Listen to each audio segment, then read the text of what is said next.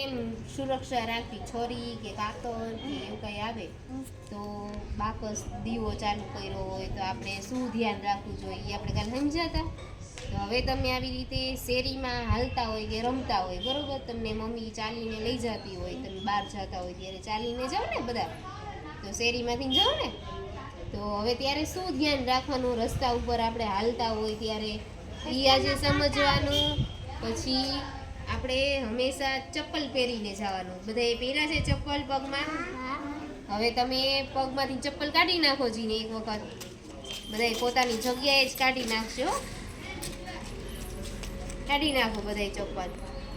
હવે હાલો, તો તમને પગમાં વાગે છે? કાકરી ધૂળ વાગે છે? હવે તમારો પગ ઊંચો કરીને જોવો કેવો પગ થયો તમારો, ધૂળવાળા થઈ ગયા પગ? ચપ્પલ પહેરી લ્યો હાલો બધા પાછા, ચપ્પલ પહેરી લીધા બધાએ. જો આપણે આવી રીતે ગાડી આવી આ ગાડી આપણી આવે છે તો આપણે કેમ વયું જવાનું? એક બાજુ સાઈડમાં વયું જવાનું. ગાડીવાળાને વાહનવાળાને પહેલા જવા દેવાના, નહીતર આવી રીતે એ આવતી હોય ને છતાંય આપણે આમને ઊભા રહી તો શું થાય? ભટકાઈ થઈ જાય, એક્સિડન્ટ થઈ જાય, ભટકાઈ જાય, થઈ ને? પછી આપણને હાથમાં પગમાં બધે વાગે તો કેટલું બધું લોહી નીકળે, દવાખાને જવું પડે, થાય ને એવું. તો આવી રીતે કોઈ પણ વાહન આવે તો એક સાઈડ વયું જવાનું. હવે જો તમે પગમાં ચપ્પલ પહેરી લીધા તો હવે તમને કઈ વાગે પગમાં? કાકરી ધૂળ કઈ વાગે? કાંઈ વાગે નહીં. અને તમારા પગ કેવા રહે? સરસ ચોખ્ખા રહે ને.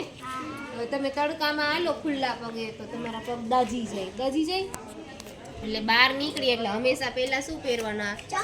ચપ્પલ પહેરવાના. તમે શેરીમાં રમવા જાઓ એટલે શું પહેરીને જવાનું?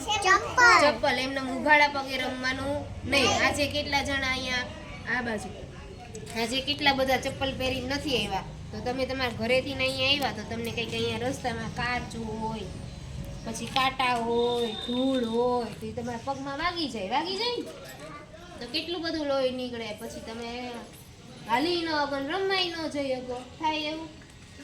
એટલે હંમેશા શું પહેરીને નીકળવાનું?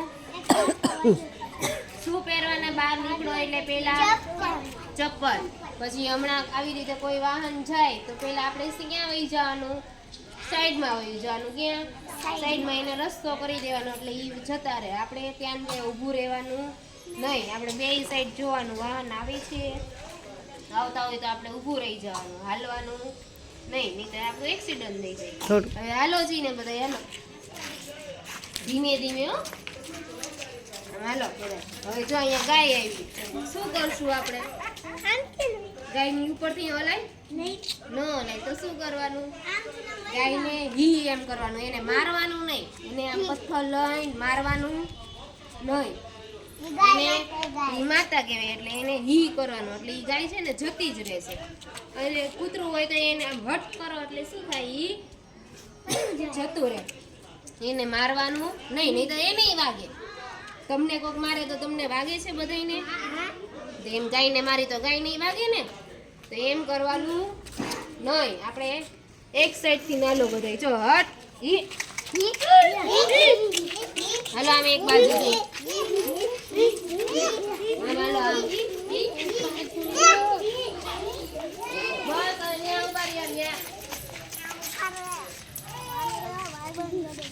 આ બાજુ. હવે અહીંયા જો શું આવ્યું રુદ્ર, આમ ઉપર અહીંયા શું આવ્યું? બે કુંડી આવી. તો હવે કુંડી ઉપર પગ દઈને હાલવાનું કોઈ? કુંડી ઉપર પગ દઈને રમવાનું નહીં, હાલવાનું નહીં. તમારી સાયકલ હલાવવાની નહીં, એના ઉપર રમાય નહીં. આ કુંડી શેની હોય? કુંડી કેવી હોય? ઊંડી હોય. ગટરની છે. શેની છે? ગટરની હોય, ઊંડી છે. ક્યારેક ઢાંકણું એનું તૂટી ગયું હોય, ખુલ્લું હોય તો એમાં આપણે શું થાય? પડી જાય, અંદર વયા જાય. પછી અંદર જતા ક્યાંય વયા જાય, કોઈને મળી નહીં. એટલે કુંડી ઉપર પગ દેવાનો નહીં.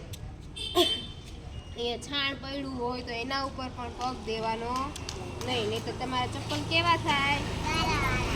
છાણવાળા, કચરાવાળા થઈ જાય ને. એટલે ગંદુ વસ્તુ એના ઉપર હાલવાનું નહીં આવી રીતે કુંડી ઉપર પણ ચાલવાનું નહીં, નહીં તો તમે બધાય પડી જાઓ, પછી પાછું તમને વાગે, પછી બહાર કાઢવા પડે, એવું બધું થાય ને.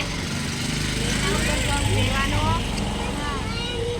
તો એના ઉપર પગ દેવાનો કોઈ નહીં, આમ એક સાઈડ હાલવાનું, કુંડી ઉપર કોઈ ચાલવાનું નહીં, બધાય કુંડીથી ના ગાલશે એક સાઈડ.